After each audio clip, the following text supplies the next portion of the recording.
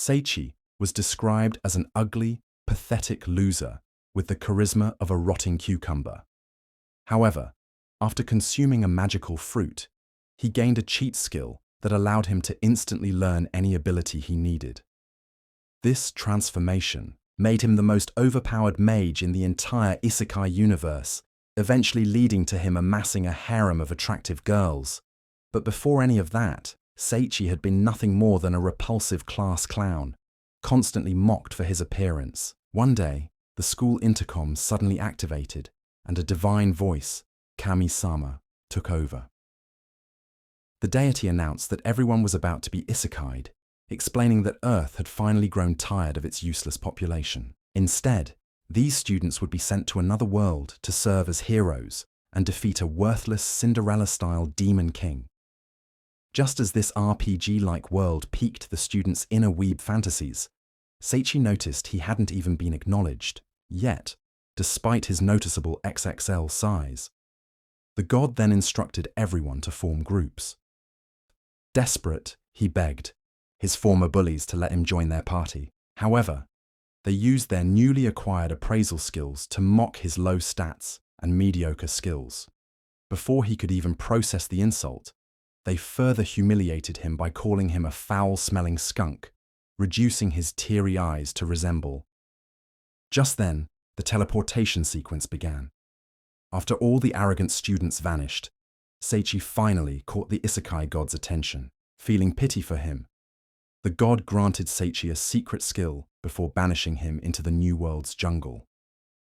Even after a few days in the isekai jungle, Seichi hadn't adapted and continued to struggle with basic survival, unable to even feed himself. Just as he was about to faint from hunger, a disgusting worm appeared before him. Abandoning all human dignity, he attempted to eat it, only to be attacked by strange entities who beat him senseless. As he recovered, he noticed a peculiar fruit nearby and instantly grabbed it. Later, he questioned whether it was even edible. Using his appraisal skill, he discovered it was the fruit of evolution. Since it wasn't labeled definitely poisonous, Seichi assumed it was safe to eat. However, its bitter taste made him vomit. Still, hunger pushed him to finish it.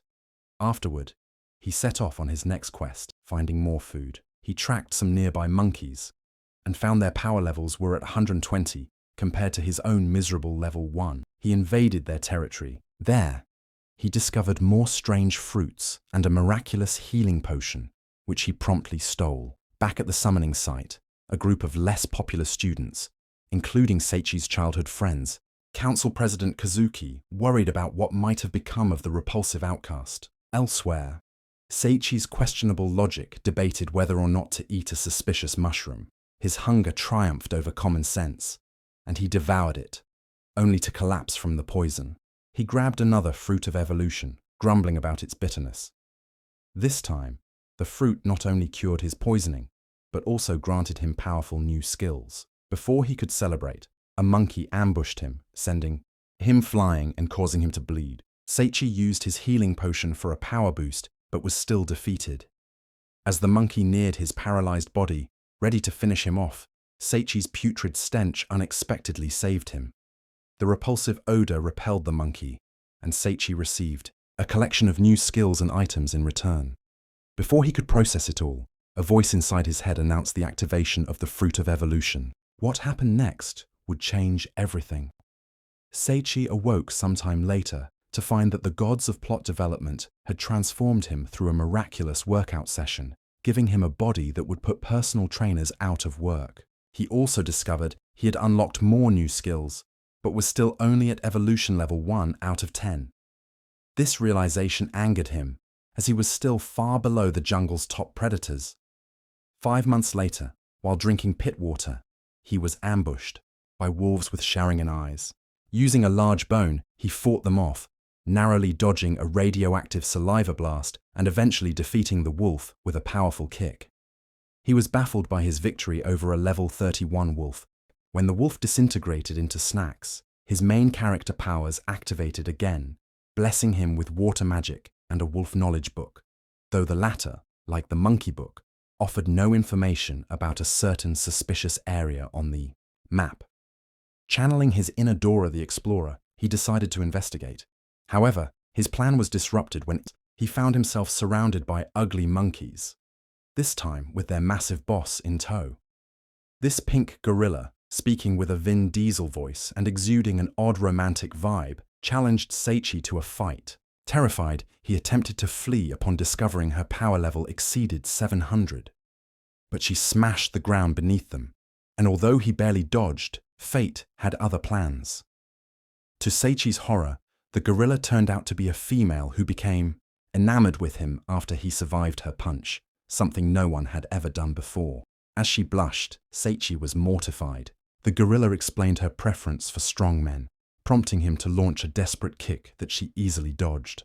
She retaliated with a chakra-infused punch that decimated half the forest. Once again, Seichi's plot armor protected him, but it only made her adore him more. When he rejected her and pointed out that she was a gorilla, she insisted her name was Seria, and that she was just misunderstood. When Seichi struggled to accept that a gorilla had such a pretty name, Seria took it as a compliment. Seichi attacked with a flashy claw strike, which she evaded. She countered with a mid-air jet attack that he narrowly avoided. Seichi used his trump card, a water magic dagger, to summon a massive stream aimed at Seria. Unfortunately, the attack backfired, and he ended up soaking himself. Enraged, the gorilla unleashed a barrage of punches, and as Seichi's face bled, he wondered if he was about to die. At that moment, flashbacks revived him. He flashed his armpits at Seria in hopes of paralyzing her. Unexpectedly, she fell in love with his natural odor and proposed marriage. While Seichi scrambled for a way to reject her, she picked him up and brought him home. Why me? There, she proudly showcased her cooking skills and insisted he was now her husband. When he objected on grounds of species incompatibility, she countered by saying, "Where there's a hole, there's a way." Seichi was dumbfounded. Amazed that a gorilla could outcook him, Seichi's praise only made her more determined to marry him. She pouted and asked if he hated her. He denied it, and she interpreted this as a love confession. Later, when Seria left to hunt, he acted his escape plan, only to see her charging after him with terrifying speed.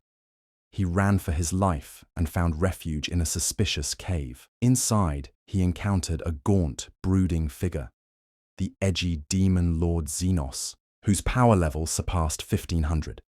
Xenos immediately attacked with his sword, catching Seichi off guard. Before he could strike, Seria shielded him, taking a fatal blow.